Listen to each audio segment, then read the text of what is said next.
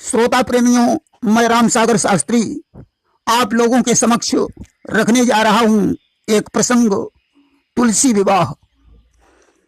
देखिए, देवर्षि नारद जी ने एक बार श्री नारायण से पूछा, प्रभु लक्ष्मी जी कैसे तुलसी बनी और फिर कैसे उनका विष्णु से मिलाप हुआ। यह कथा सुनने की हमारी बड़ी आकांक्षा है। नारायण बोले, नारद, बहुत दिनों पहले राजा सावर्ण के वंश में कुशध्वज नाम का राजा हुआ, जिन्होंने तपस्या करके लक्ष्मी जी को अपने घर में पुत्री के रूप में उत्पन्न होने का वरदान मांगा, जिसके फलस्वरूप लक्ष्मी जी ने कुशध्वज की पत्नी से अंश रूप में जन्म लिया। उस समय उनका नाम वेदवती पड़ा।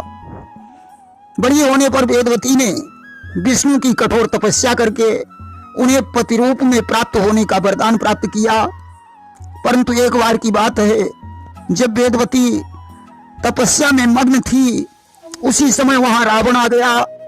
वह उसके सौंदर्य पर मोहित हो गया और उसने वेदवती से प्रणय याचना की कि उर इच्छा अस करऊ विवाहु अपूर्वहु सुंदरी मोर उछाहु मैं लंकेश सकल जग स्वामी और देव धनुज सब मम अनुगामी।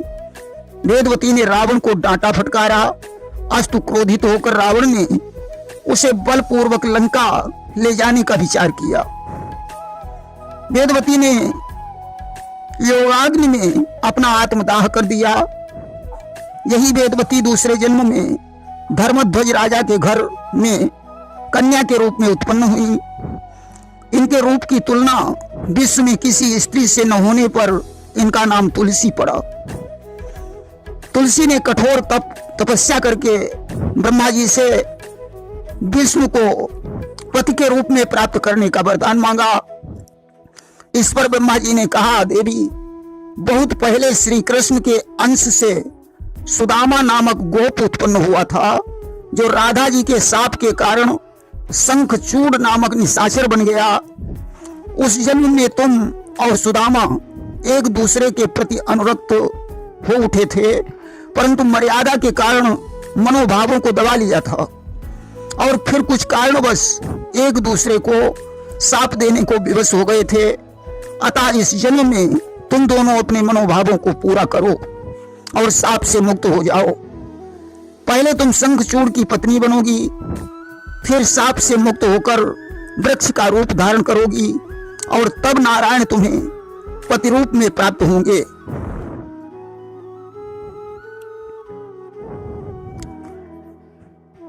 वहीं शास्त्रों में तुलसी के श्राप का एक और प्रमाण मिलता है कि एक बार तुलसी ने गणेश जी से विवाह करने की इच्छा प्रकट की, परंतु उन्होंने तुलसी के इस प्रस्ताव को ठुकरा दिया और उन्हें श्राप दे दिया कि तुम्हारा विवाह अब किसी देवता के साथ न होकर राक्षस के साथ होगा। तुलसी ने गणेश जी से क्षमा मांगी। तब उन्होंने कहा, विवाह के बाद तुम एक खुशबूदार पौधा बनोगी। नारायण तुम्हारी पत्तियां चढ़ाने से बहुत प्रसन्न होंगे, परंतु तुम्हारी पत्तियां हमारे लिए त्याज्य हैं। इधर शंखचूड़ ने ब्रह्मा जी की घनघोर तपस्या की और उनसे अमरता का वरदान मांगा। ब्रह्मा जी ने कहा, तुम बदरी वन में जाकर धर्मध्वज की पुत्री से विवाह कर लो, जिसके सतीत्व के बल से तुम्हें कोई नहीं जीत पाएगा। इस प्रकार तुलसी जब युवावस्था को प्राप्त हुई तो अचानक एक दिन उनकी भेंट शंखचूड़ से हो गई। दोनों एक ही दृष्टि में एक दूसरे पर मोहित हो गए।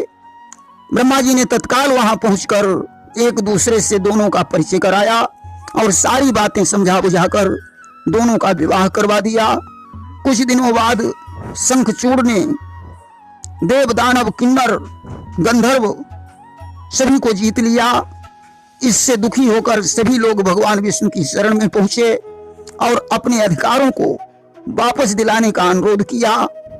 तत्पश्चात विष्णु जी के सुझाव पर शिव ने पुख्यदंत नामक एक गण को शंखचूड़ के पास भेजा। पुख्यदंत ने शंखचूड़ को जाकर शिव का संदेश सुनाया कि वह हस्तगत अधिकारों को वापस कर दे, परंतु शंखचूड़ ने यह स्वीकार नहीं किया। अस्तु शंकर जी ने अपनी सेना का गठन किया। कार्तिकेय, वीरभद्र तथा सभी देवियों को युद्ध के लिए तैयार किया। इस घटना का वर्णन जब शंखचूड़ ने तुलसी से किया तो उसने युद्ध से विरत करते हुए रति विलास का आग्रह किया, परंतु फिर भी दूसरे दिन प्रातःकाल शंखचूड़ अपनी सेना लेकर शंकर जी के सामने पहुंच गया। घमासान युद्ध होने लगा। ढप ढोल और शंखों के स्वर पृथ्वी दहलाए देते थे, बलवानों के गर्जन तर्जन आकाश हिलाए देते थे। 100 वर्षों तक युद्ध हुआ, परंतु हार जीत नहीं हो सकी। इसी बीच विष्णु ने एक बूढ़े ब्राह्मण का रूप बनाया और शंखचूड़ के पास पहुंचे। उन्होंने कहा, मैंने सुना है कि आप बहुत बड़े दानी हैं। शंखचूड़ ने कहा, विप्रदेव आपको क्या चाहिए, मांग लीजिए। आज त्रिवाचा कराकर भगवान ने उसका कवच मांग लिया। अब भगवान ने शंखचूड़ का रूप बनाया और उसके घर पहुंचे। तुलसी से रतिदान मांगकर उसके सतीत्व को नष्ट कर दिया। इससे शंखचूड़ की समस्त शक्तियां नष्ट हो गईं और वह भगवान शंकर के त्रिशूल से मृत्यु को प्राप्त हो गया। इधर तुलसी को जब सच्चाई का पता चला तो उन्होंने विष्णु को पत्थर होने का शाप दे दिया कि पाहन हृदय भयो हरि तोरा, और इसलिए पाहन हो साप या मोरा। इस प्रकार भगवान विष्णु ने कहा, देवी तुमने मुझे प्राप्त करने के लिए घोर तपस्या की थी, उसी को सिद्ध करने के लिए मुझे यह रास्ता अपनाना पड़ा। अब तो पति की मृत्यु के शोक से और विष्णु की बात से तुलसी जड़वती हो गई। उसी समय सरस्वती के शाप से वह वृक्ष बन गई और तुलसी के श्राप के कारण भगवान विष्णु शालिग्राम बनकर तुलसी वृक्ष के नीचे उपस्थित हो गए। इसके बाद ब्रह्मा जी ने वहां आकर तुलसी और शालिग्राम का विवाह करवा दिया। श्री नारायण ने कहा, देवर्षि इस प्रकार लक्ष्मी जी तुलसी बनी और विष्णु जी को इस तरह से शालिग्राम बनना पड़ा। वहीं तुलसी की कथा में वृंदा का इतिहास भी जुड़ा हुआ है। एक बार भगवान शंकर राम का नाम जपते हुए जा रहे थे। इंद्र ने उनसे दर्शनार्थ खड़े होने के लिए कहा। जब भगवान शंकर नहीं रुके तो इंद्र ने क्रोधित होकर उन पर अपना वज्र चला दिया। अब तो भगवान शंकर ने ज्यों अपना तीसरा नेत्र खोला, आग की लपटें निकलने लगी। इंद्र उस ज्वाला से जलने लगा। अस्तु वह भगवान शंकर के चरणों में गिरकर क्षमा मांगने लगा। शिव को दया आ गई और उन्होंने उस ज्वाला को बटोरकर समुद्र में डाल दिया, जिससे एक बालक उत्पन्न हुआ। ब्रह्मा जी ने उसका नाम जालंधर रख दिया। बड़े होने पर उसने कालनेम की पुत्री वृंदा के साथ विवाह किया।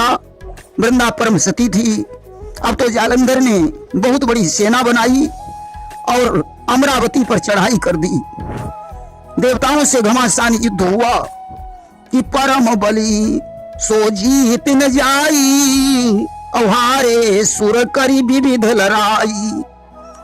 जब देवता उसे जीत नहीं पाए तो भगवान विष्णु की शरण में पहुंचे।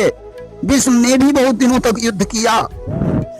आखिरकार भगवान विष्णु और इंद्र ब्रह्मा के पास पहुंचे।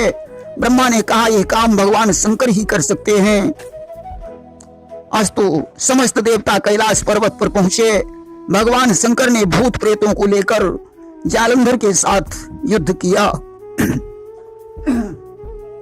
2 महीने घमासान युद्ध हुआ कि शंभु कीन संग्राम अपारा, धनुज महाबल मरई न मारा। अब तो भगवान शंकर ने विष्णु का ध्यान किया। भगवान विष्णु प्रकट हो गए। उन्होंने शंकर से कहा, जालंधर की पत्नी वृंदा परम सती है, इसलिए तुम कुछ दिनों तक और युद्ध करो। मैं वृंदा का सत्य नष्ट करने का प्रयास करता हूं। और विष्णु ने जालंधर का रूप धारण कर वृंदा के सतीत्व को नष्ट कर दिया। अस्तु उधर जालंधर भगवान शंकर के हाथों से मारा गया, उसका धड़ और शीश आकर गिरा। वृंदा आश्चर्य में पड़ गई। भगवान विष्णु ने अपने स्वरूप को प्रकट कर दिया।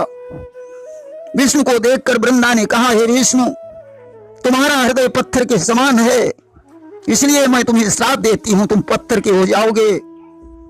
वृंदा अपने पति के सबके साथ सती हो गई। लक्ष्मी जी ने उसकी राख से अभिमंत्रित करके एक तुलसी का पौधा बना दिया। वृंदा के श्राप के कारण भगवान विष्णु शालिग्राम बनकर उस वृक्ष के नीचे उपस्थित हो गए कि तुलसी वृंदा रूप है, हरि हैं शालिग्राम, सिर पर धरते हैं उसे अब तक लीला धाम। प्रेम से बोलिए वृंदावन बिहारी लाल की जय।